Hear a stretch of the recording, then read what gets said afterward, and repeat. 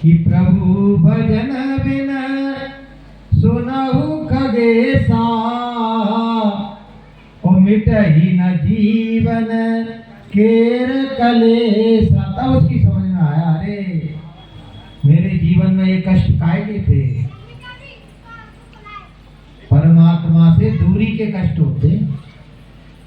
जो जितना ज्यादा परमात्मा से विमुख होता जाता है, उतना ही ज्यादा व्याधियों से, परेशानियों से, दुखों से, तकलीफों से घिरता जाता है। नानक जी ने कहा था कि परमेश्वर को भुलाइया व्यापेंगे सभी रोग। जिसने परमात्मा को भुला दिया है वो सारे रोग उसको व्यापेंगे। उसको गरीबी भी व्यापेगी, उसको माया भी व्यापेगी, उसको जीवन की कष्ट भी व्यापेंगे, उसको जन्म मरण भी व्यापेगा, व्याधियों से घिरा रहेगा, वो परेशानियों से घिरा रहेगा। जभी तो आज के जमाने में बहनों भाइयों, गरीब कहता है कि अमीर सुखी है, और अमीर के पास जाओ तो कहता नहीं भैया वो सुखी है जिनके पास कुछ नहीं है। कि लोग कहें धनवान सुखी, धनवान कहे सुखी राजा हमारा, राजा कहे महाराजा सुखी, महाराजा कहे सुखी इंद्र प्यारा, और इंद्र कहे ब्रह्मा जी सुखी, और ब्रह्मा जी कहे सुखी सृजनहारा, और सहजो कहे एक भक्त सुखी, और बाकी सब दुखिया है संसार। सारा संसार दुखी है। देखने में लगता है उसने बहुत अच्छा मकान बना लिया, क्या बिल्डिंग बनाई है साहब, उसकी कार को देखिए कितनी आलीशान कार है। कपड़े देखो, साड़ियां 10-10 हजार की पहनती हैं। अरे साहब उनका क्या कहना, मौन भोग खा रही है। अरे उनके दिल में जाके पूछो, वो भी व्याधियों से घिरी है, वो भी कष्टों से घिरी है, उनको भी हिर्सो हवस सता रही है। एक दिल लाखों तमन्ना, फिर उस पर ज्यादा हवस, फिर ठिकाना है कहाँ उसको बिठाने के लिए। वासना तो नहीं मरी, तमन्नाएं तो नहीं गई। जो करोड़पति हो गया है वो इस बात के लिए रो रहा है कि मेरा पड़ोसी तो अरबपति है, मैं करोड़पति हूँ, वो इसके लिए रोता रहता है। इसलिए सुखी कौन है? कि सुखी मीन जहाँ नीर गाधा, और जिम गुरु शरण न एकौ व्याधा। जो सदगुरु की शरण में आ जाता है, जिसको भगवान का भजन करने का तरीका मिल जाता है, और जो सुबह शाम भगवान का भजन करने लगता है, वो बाहर से नहीं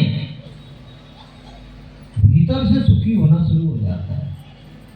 भीतर से उसके विकार, जो भीतर परमात्मा ने जो 5 भूत रख दिए हैं, वो भूत क्या होता है, नष्ट होने लगते हैं, विनष्ट होने लगते हैं। ऐसी जड़ी गुरुदेव देते हैं कि 5 नाग 25 नागिन। हमारे बताइए शरीर में 5 नाग बैठे हुए जो हमको डसते रहते हैं, और 25 नाग ने डस रही है। बताइए आप कितना कष्टप्रद जीवन है। कभी काम का भूत आ गया, हम काम में हो गए, हमारा स्वभाव कुत्तों जैसा हो गया, काम ने सताया हम कुत्ते बन गए। कभी क्रोध आया तो राक्षस बन गए साहब, लोभ आया तो दूसरों को ठगने लगे, लूटने लगे, मोह आ गया तो मोह ग्रसित होके मेरा बच्चा, मेरी बेटी, मेरा बेटा, जो नहीं है उनको मेरा मान। और अहंकार आ गया, जब अहंकार आ जाएगा तो 4 अपने आप ही आ जाते हैं। अहंकार एक ऐसा भूत है, वो पर्दा, गुरु महाराज कहते हैं पर्दा लगा देता, नहीं तुम जो कर रहे हो अच्छा कर रहे हो, और मारो उसको, और मारो उसको, तुम जो कर रहे हो बहुत अच्छा कर रहे हो। तो 5 नाग और 25 नागिन हमको डस रही है। नागिन कौन है? नागिन है हमारी वृत्तियां, वृत्तियों को नागिन कहते हैं। हमारा स्वभाव, कभी हमारा मन खिन्न हो जाएगा, भैया मुझसे बात नहीं करो, दूर रहो, मैं तुमसे बात करना नहीं चाह रहा। कभी उदास बन के बैठ जाओगे, कभी भीतर से क्रोध कर रहे हो, कभी भीतर से चिड़चिड़ा रहे हो। ये 25 तरह के स्वभाव होते हैं, इनको नागिन कहा गया है। 25 वृत्तियां तुम्हारी हैं। कभी हर्षित हो रहे हो, कभी कुछ नहीं है, प्रफुल्लित हो रहे हो, बड़ा मजा आ रहा है तुमको, हंसते हुए चले जा रहे हो। कभी खिन्न अवस्था में बैठे, रंज में भी हो गए, साहब विषाद में हो गए। तो हमेशा हमारा स्वभाव एक जैसा नहीं रहता है। तो ये सब आप कब बनोगे? जब सतगुरु से ज्ञान ले लोगे। वो जड़ी, उस जड़ी को आप उसको खाओगे, साधना के द्वारा उसका प्रयोग करोगे, तो सूंगत तुरंत मरी। फिर ये 5 नाग और 25 और नागिनें सब कैसी हो जाएंगी? सब मूर्छित हो जाएंगे, मर जाएंगी सब। फिर तुम as a gentleman, as a सभ्य आदमी, एक अच्छे मानव की तरह जिंदगी जियोगे, जिसमें न राग है, न द्वेष है, न दम्भ है, न पाखंड है, न झूठ है, न ईर्षा है, न वो मांसाहारी है, न जीवों को मारता है, न इंसानों को ठगता है, न लोगों से झूठ बोलता है, न बेईमानी करता है, न मद्यपान करता है। ऐसा अच्छा मानव बन जाओगे बहनों भाइयों। ऐसा बनना चाहते हो? बोलो बहनों भाइयों, बोल तो दो ना, चाहते कि वो वाला बनना चाहते हो। कोई आया सांप के पास कोई गया, वहां फौरन मारता है, वो पास चलेगा तो डंक मार देगा, वो बिच्छू डंक मार देगा। तो एक अच्छे मानव बन जाओगे, तुम्हारा स्वभाव सरल हो जाएगा। जो कुटिल मन था वो सरल बन जाएगा। जो भगवान को जो इंसान प्यारा लगता है, तुम वो वाले इंसान बन जाओगे कि सरल हृदय ना मन कुटिलाई, और जता लाभ संतोष सदाई, और निर्मल मन जन सो मोए पावा, और मोए छल छिद्र कपट नहीं भावा। और फिर जब सत्संग में आओगे ना, तो सत्संग में तुम्हारे अंदर, तुम्हारे हृदय में जब बार बार आओगे ना, तो भगवान के लिए, सदगुरु के लिए प्रेम पैदा हो जाएगा। मैं यहाँ चेहरे देख रहा हूँ, कहूँगा किसी को नहीं। जो सत्संग में आते रहते हैं उनके चेहरे मोहरे अलग होते हैं, और जो कभी कभी आते हैं वो ऐसी मुद्रा में बैठे रहते हैं, तो भीतर से तुम उसको गाली बक रहे हो, कहाँ की आफत आ गई, हट जा तो अच्छा है, हट जा तो अच्छा है। अरे मार साहब अपना ज्ञान बखान रहे हैं। अरे भैया मेरा ज्ञान है, ये तो सतगुरु का ज्ञान है, तुम धारण कर लो, तुम उनसे प्रार्थना करो, तुम बोलने लगो अभी मास्टर दुश्मन लग रहा है तुमको, ऐसा क्यों बोल रहा है? वो मुझसे आगे क्यों निकल गया? वो गुरु ने इन पर कृपा क्यों कर दी, मुझ पर क्यों नहीं करी? तुमने मांगी, राहुल ने मांगी, राहुल को देना शुरू कर दिया। ये बैठे रमेश भाई, इनने मांगी, इनको देना शुरू कर दिया। इनकी भावना थी कि भैया हमको भी गुरु महाराज ज्ञान दे, तो इनको भी गुरु महाराज। अभी देखना आप, इनको भी ट्राई कराऊंगा मैं आपके सामने कि गुरु ने ज्ञान दिया है कि नहीं दिया है। तो बहनों भाइयों, अपने जीवन को अच्छा बनाओ। इसमें शराब में, कबाब में, मांस में, अंडे में, व्यभिचार में, इसमें लड़ाई में, झगड़े में, तो ये जीवन यहाँ भी बर्बाद है तुम्हारा। तुम किसी से लड़ोगे वो तुम्हें छोड़ देगा, तुम किसी को एक गाली दो वो 4 गाली देगा, तुम किसी के साथ बेईमानी करोगे तुम्हारे साथ बेईमानी करेगा, तुम पशु पक्षियों को मारोगे, जीव हत्या करोगे, भगवान के विधान के तहत तुमको बार बार मरना पड़ेगा, तुमको कटना पड़ेगा, फिर जन्म, फिर मरना पड़ेगा, और काया कुटी खाली करना पड़ेगा। और फिर ही न माने तो यमराज तुझे मनाएगा, तेरे सारे कर्म दंड नरक में भुगाएगा, और नरक बीच घोर दुख सहना पड़ेगा, और काया कुटी खाली करना पड़ेगा। तो भैया तो संतों की बात मान लो तो नरक में 84 में जाने से बच जाओगे, और नहीं मानी तुमने बात तो जो नहीं मानी बात हमारी तो हो जाएगी आफत भारी। तो कुदरत है तैयार खड़ी और आगे तबाही बड़ी बड़ी। अभी कोरोना आया था, 80% 90% जो हिंदुस्तान में 5.5 लाख लोग मरे थे, उसमें 90% कौन से लोग मरे थे? जो मांसाहारी थे, जो शराब पीते थे, जो मांस खाते थे, जो अंडा खाते थे, वो मरे। और आगे भी गुरु महाराज ने लिखा है कि जब वो कीटाणु बम और जो परमाणु बम छोड़े जाएंगे तो उसमें भी 90% मरने वालों की संख्या मांसाहारियों की होगी, शराबियों की होगी और व्यभिचारियों की होगी।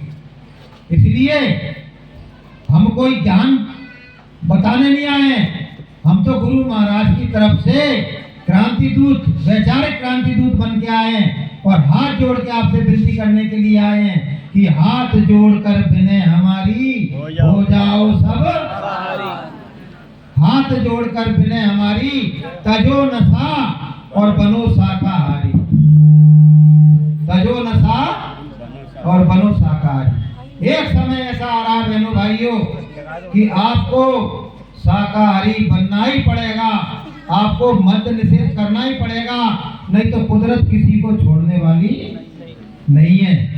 मैं आखिरी लाइन का के बात खत्म कर रहा हूं, अभी 2 वक्ता और बैठे आपके सामने कि जितने पापी कुकर्मी है दुनिया में सब, उनका नामो निशा भी न रह पाएगा। और देश वालों नया एक संदेशा सुनो, इस धरा पर ही सत्य उतर आएगा। देश वालों नया एक संदेशा सुनो, इस धरा पर ही सत्य उतर आएगा। जितने पापी कुकर्मी हैं दुनिया में, जैसे आपको एक उदाहरण देके बता रहा हूं, बरसात आती है तो तरह तरह के कीड़े मकोड़े पैदा हो जाते हैं। पानी भरा है तो पानी में पैदा होगा, हवा में पैदा होगा। लेकिन जब ठंडे आती हैं तो क्या होता है? सब के सब गायब, सब के सब गायब हो गए, सब एक भी नहीं बचा। ठंडा आई तो घरों में वो होती है ना, वो छिपकली, वो भी नहीं दिखती है, कहाँ चली गई पता नहीं, कहाँ कौन सी दिशा, कहाँ कौन सी गुफा में खो गई, एक भी नहीं दिखेगा तुमको। कीड़ा मकोड़ा, मक्खी, मच्छर, मक्खी भी गायब हो गई, मच्छर भी गायब हो गए। अभी अरे भैया वो क्या कहते हैं, स्वान फ्लू, डेंगू, चिकनगुनिया, कितने मर रहे था। 4 दिन पहले हुआ और 4 दिन में मर गया। लेकिन ठंडे आएंगी तो मच्छर दाऊ ही मर जाएंगे, सब गायब हो जाएंगे। ऐसे ही जब सत्युग आएगा ना, आने ही वाला है, देर ज्यादा नहीं, कुछ ही वर्षों में देश दुनिया का नक्शा बदल जाएगा। देश वालों नया एक संदेशा सुनो, इस धरा पर ही सत्य उतरा। कुछ ही वर्षों में, कुछ ही दिनों में, कुछ ही महीनों में ये होने वाला है, आपके सामने आ जाएगा। लेकिन उससे पहले ये पापी, दुराचारी, कुकर्मी, अधर्मी, भ्रष्टाचारी, मांसाहारी, जुआरी, शराबी, सब के सब या तो सुधर जाएं। 2 ही रास्ते हैं। ये गुरु दरबार लगा हुआ है, देखो जी, गुरु महाराज की देखो तस्वीर है, ये फूल लगे, क्या है ये गुरु दरबार है। अगर आप खाते हो पीते हो, अभी समय है बचना चाहो, फिर मत कहना हमें बचाओ। अभी आके कह देना गुरु महाराज देखो हमको, महाराज जी हमको सत्संग सुनने को नहीं मिला था, सत्संगी आए ही नहीं थे हमारे मोहल्ला में। वो कौन भैया ओम प्रकाश पलैया है, आता था कौन है कि इनकी बड़ी कृपा हो गई ओम प्रकाश पलैया की, कि इनने भैया हमारे मोहल्ला में सत्संग कराया गुरुजी, तो हम तो इनकी भी जय जयकार कर रहे हैं और गुरु भगवान आपकी भी जय जयकार कर रहे हैं। और आपसे हम आज से हम सौगंध ले रहे हैं, शपथ ले रहे हैं कि अज्ञान में हमने अंडा मांस खाया था, मछली खाई थी, शराब पी थी, व्यभिचार किया था। गुरुजी आज तक का हमको माफी दे देना, आज तक की हमको माफी कर देना, और आज के बाद हम ऐसा काम नहीं करेंगे। और आपने कहा है कि जय गुरुदेव नाम भगवान का है, तो गुरु महाराज आज से हम जय गुरुदेव भी बोला करेंगे। अभी तक रामकृष्ण बोलते थे, वो भी बोलेंगे, और फिर हम जय गुरुदेव भी बोला करेंगे।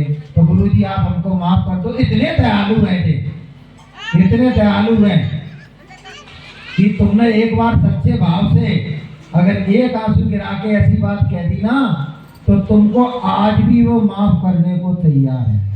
बोलिए प्रेम से। तो बहनों भाइयों,